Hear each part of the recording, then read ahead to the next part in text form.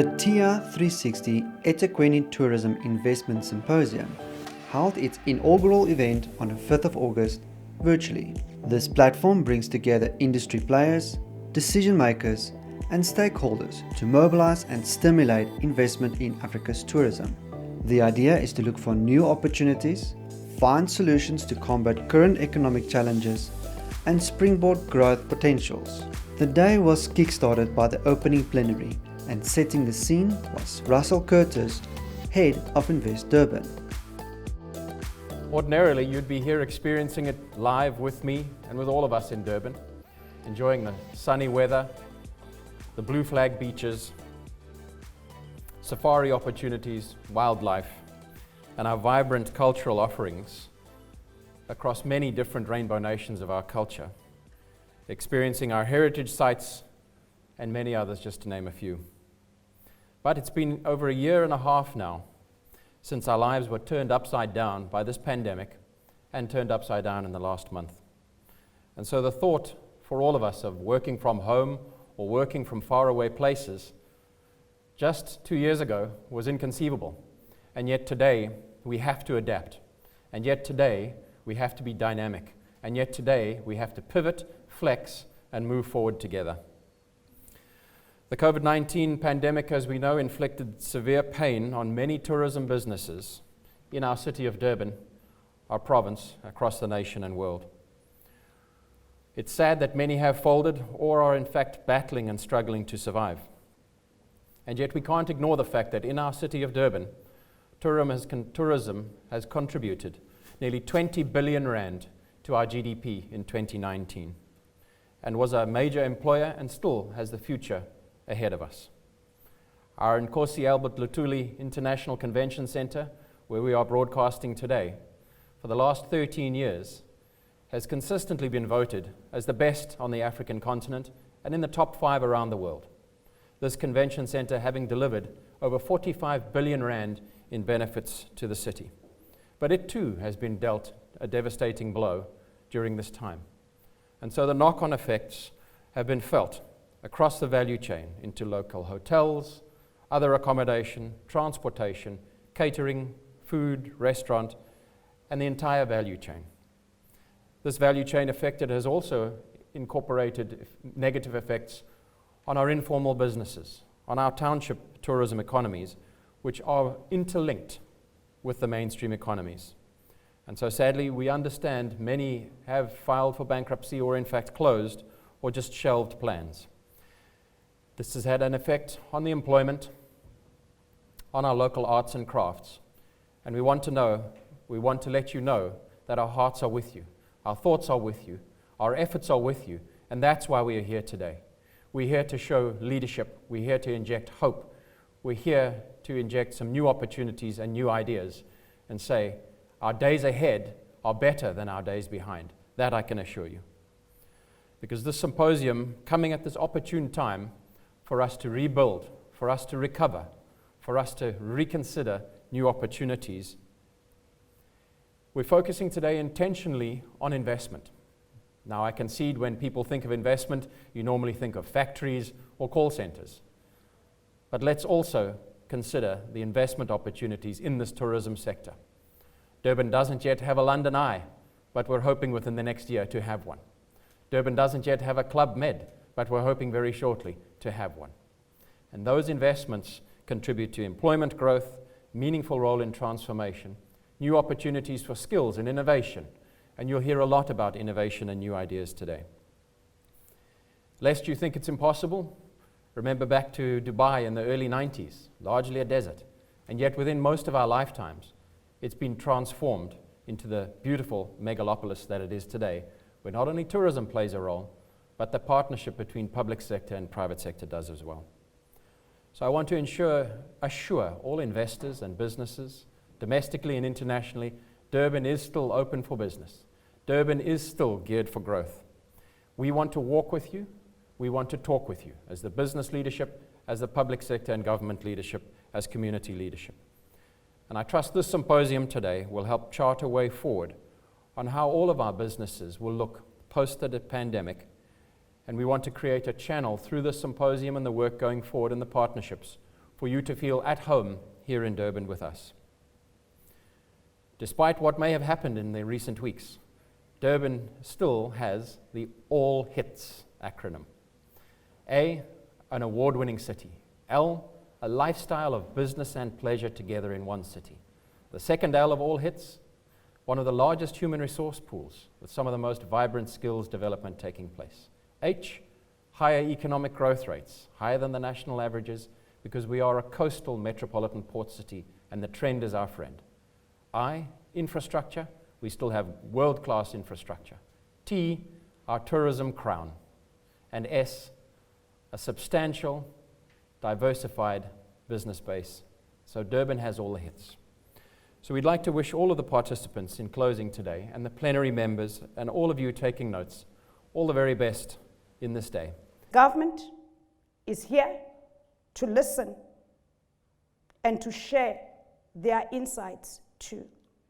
Most importantly, we have the investors and the investment community to share with us, advise us, and for them to hear from us and re-strategize to consider tourism in a more innovative and creative light. Sustainability of the environment and all human beings is fundamentally at the heart of what we do. We believe we have much to work to do in this area and must all integrate its principles into our thinking, strategies, plans, and actions. Inclusivity and transformation are also part and parcel of what we do, so that all people and communities appreciate their stake in businesses, infrastructure, and systems, and so to be inclined to safeguard and protect their share wealth and assets. Take note how women and youth need greater stake in tourism. Of course, many once thriving and healthy businesses are now in distress. We have highlighted this in our proceedings. We believe there is a solution that could be found, hence our theme, a dream, a pipeline, and sustainable rebirth. Disruption is sometimes touted as an igniter of a bold new beginning. May we use the disruption and crisis we have experienced to sharpen our resolve to build our nations. All other industries, from manufacturing to renewable energy, transport, to the much spoken about fourth industrial revolution, are priming themselves for growth that should give one of the most human-rich industry of all, tourism, a bright glimmer of hope that there is an overwhelming support for the good fight. That we have to remember why everybody has gathered today. We have to remember why the moment calls for us to really consider the themes that have been presented to us. And let me just go back to the themes of the symposium today. And the themes are a dream. So what is the dream? What is the dream in times like this? What is a dream at a moment when everybody feels despair? And just like Russell was just making us all, connect with ourselves, with our humanness at the moment. Tourism has lost a lot. Our cities have lost a lot. Our country has lost a lot. Humanity has lost a lot. But we cannot despair. This is the moment when we still have to dream. What is the dream? We've got to define the dream today. That's one of the things we are here for. We've got to define clearly for us, what is the dream for the industry that has been so harshly impacted by COVID, by everything that we've been seeing at the moment. And then secondly, we've got to move with, okay, so now we know the dream, what needs to happen?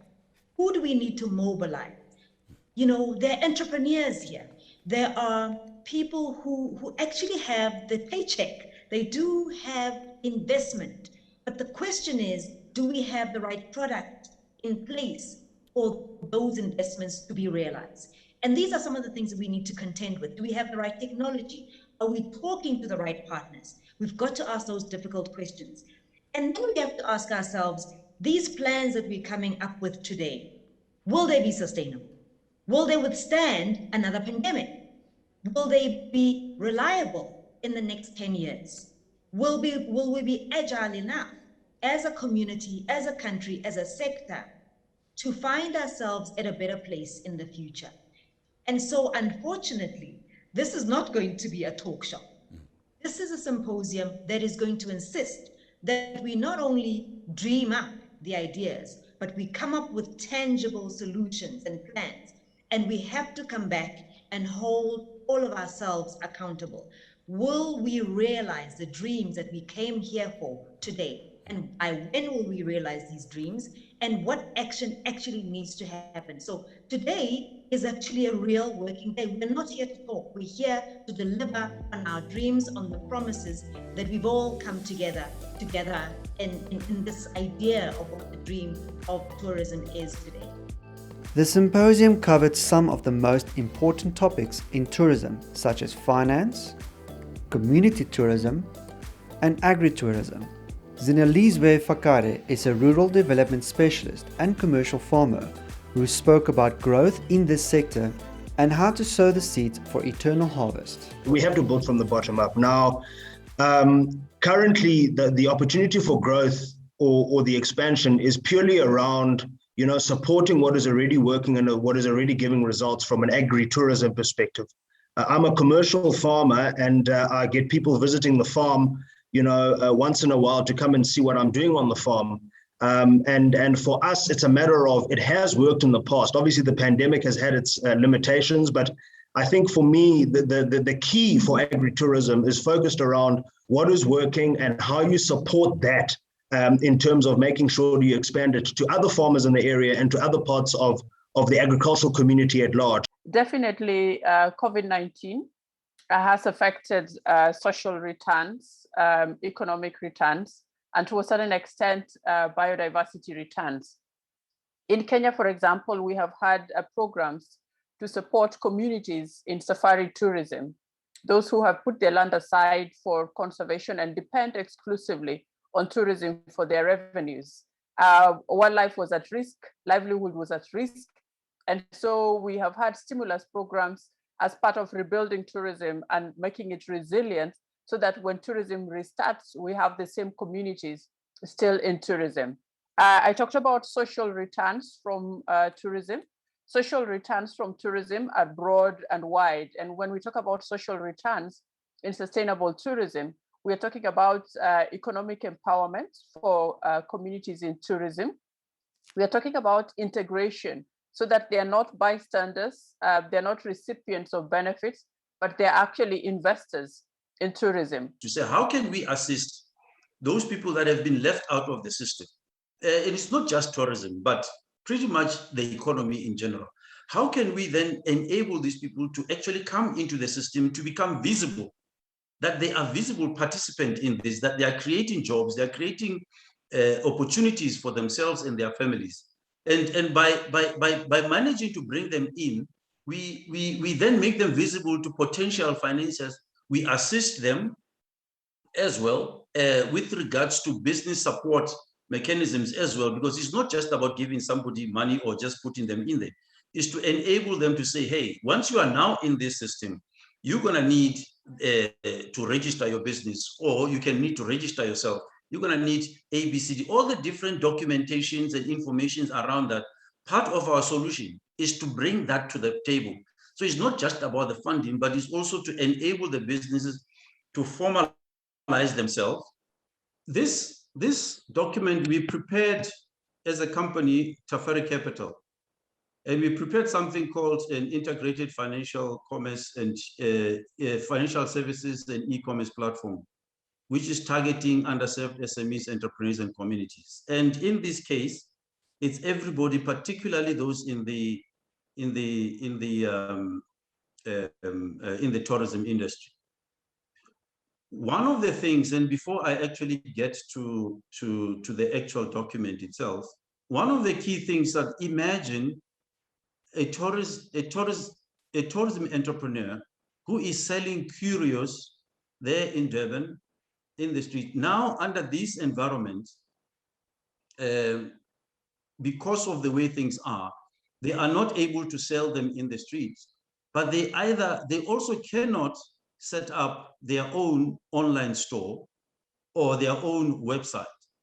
We have decided to build a platform that will allow that person to be able to onboard their products and services that they have, all those curios that they can put onto our platform, which is called eChankura. They will put them there, take photographs of each of the stuff they are selling, put them on the platform, price them, and talk a little bit about them. And immediately that person can begin to sell their products, not only in South Africa, but everywhere else in the world. We are using this platform to enable our local entrepreneurs in the tourism space to say, you can also now begin to, and by the way, that whole process will be free. In terms of setting it up, there's no fees for them to set it up. There's no fees for them to set up that online store. We are enabling it to get the free online store.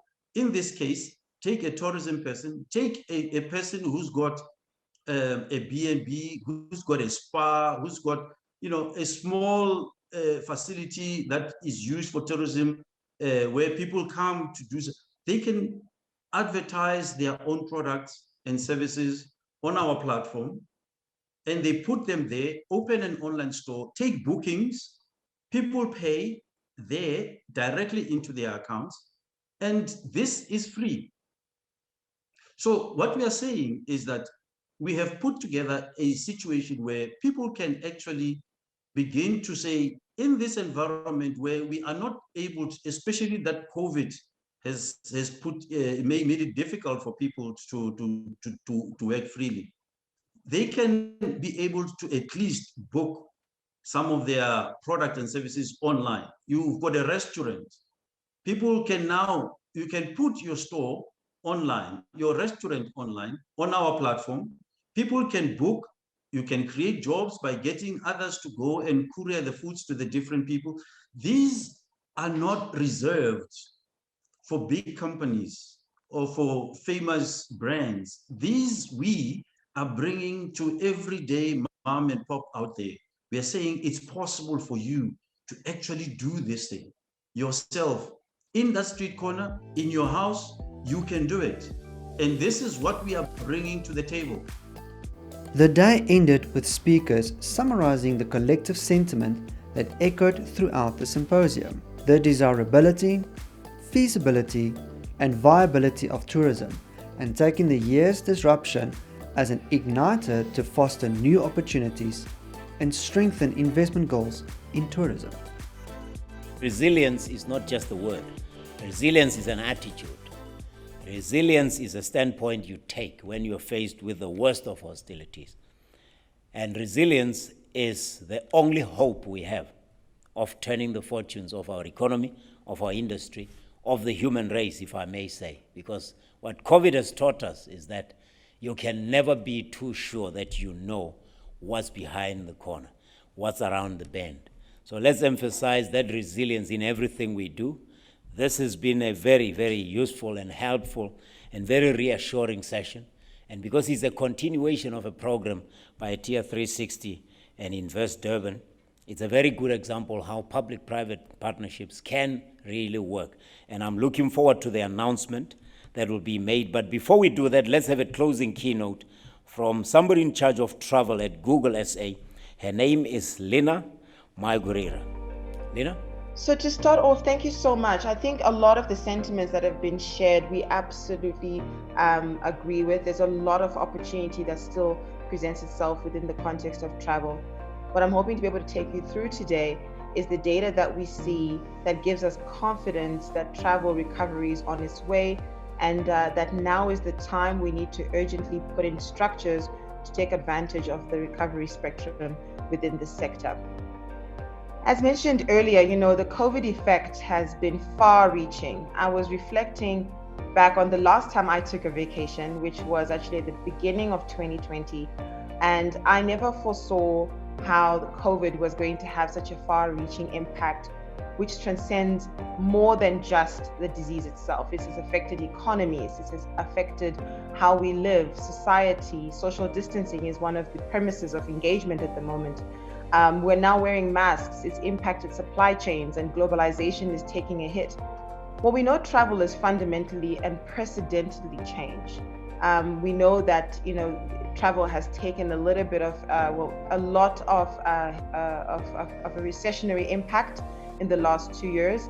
Just to give you a perspective, when COVID started, we saw nearly 80% decline in consumer demand for travel, for flights, for hotel bookings in South Africa within 2 weeks of lockdown. And that was just the impact of COVID in a very short space of time. But despite all that, what we do know for a fact is that everything we do as Google rests with people. It all starts with people who are constantly searching, who have needs, and who still desire to travel, who still desire to experience the world. And some of the ways we're supporting and enhancing this experience and making it easier for consumers to decide whether it's flights, hotels, and things to do in destinations is just highlighting and tagging that there's advisory bodies in these countries or in these locales that can provide content to give confidence of safety in the area. So these are some of the recommendations we are making to travel organizations to really invest in embellishing your content on your websites, as well as in your advertisement, that you are applying COVID protocols and you are taking steps to attract an audience that believes that you are taking the right protocols and putting them in place. But more than that, when we look at the research at a deeper level, we understand that more than 70% of people from the source markets that are wanting to travel to South Africa are looking to start planning travel within 2 months when they have confidence that the virus has been contained. We've looked across international and domestic, and we can see, as you can see, as we progress towards 2024, we're already seeing that we are on the uptick in terms of progressions for recovery for tourism. And this is based on economic data and indicators that are showing us that the travel sector is ready for recovery. The upside opportunity with digital platforms is absolutely clear. And as I think Pamela highlighted, there's still a lot of opportunity with tech being an accelerator, and we echo that sentiment as well. I think a lot of the times when there's a crisis, we often find that businesses tend to cut back on investments, and particularly DMOs play a very critical part in preserving the visibility of the destination. So we're strongly advocating that DMO spending for the country, as well as extended to the rest of the sector, be preserved and protected for the next 5 years, because this would be a critical enabler and accelerator for the sector. And we're really strongly encouraging for that to be restored. What we're expecting to see as the queries start to increase, the demand starts to increase, people are going to want to be assisted in making a decision, and the content we surface to them is what's going to really help them choose one destination over another, or one business versus another. We do need to work with good public-private partnerships. We do need to, at a community level, take responsibility for our safety and security, and assure the safety and security for tourism businesses to flourish. And we do need to come into a closer partnership to address our socio-economic realities. As we touch on these fundamental investment landscape issues, we must do it off of a platform of thanksgiving. We must do it off of a platform of praise and gratitude. It's easy to criticize. It's easy to pull down the other person. It's easy to point fingers at the other stakeholder. It's easy to erode the hard work of other people. That's simple. Anyone can do that. But I'd like to advocate we take the high road. I'd like to advocate we take the harder road. I'd like to advocate that we aim for the moral high ground. And let's enter into our discussions with an attitude of thanksgiving, an attitude of praise, and an attitude of gratitude. It's important for you. It's important for me. It's important for all of our Rainbow Nation neighbors on all sides. And lastly, my closing is to make a brief announcement. As part of the TIA360 program, We are very grateful for the leadership of eThekwini Municipality, who have empowered this event, who have resourced this event, and given us the mandate to work on not just this event, but the whole program under this public-private partnership banner. We're very grateful for the business leadership, in the likes of the Durban Chamber of Commerce and at a national level with SAVCA and others, for coming alongside government, community, with their business skills. And so together, what we're aiming to do through this program is a project book. And that project book has multiple phases to it. The project book is available for people to submit tourism investment projects via www.TIA360 That project book is not just for viable, ready to expand tourism businesses. We spoke about the distressed assets, the distressed businesses.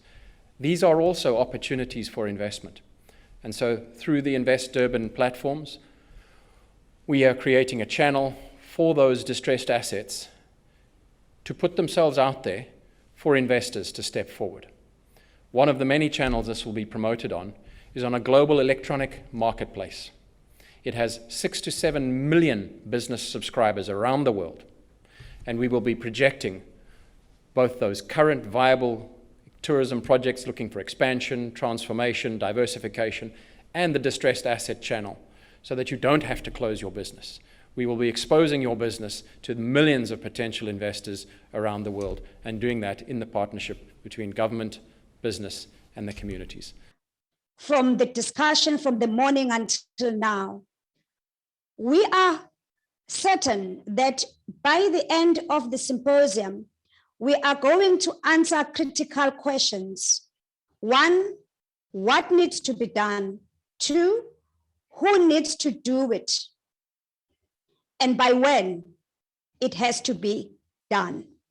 If we come out with those through our outcomes report, which will be followed by an implementation plan, which TIA will be active in the monitoring and evaluation of those recommendations and agreements that will come out of the session, we will be able to come back and report. But in the process, we will hold each other accountable and we will support one another. If there are bottlenecks that are blocking us from achieving what we set to do today, we need to monitor so that we can identify them early and be able to resolve them so that we can implement and take our sector forward, and with resilience and sustainability.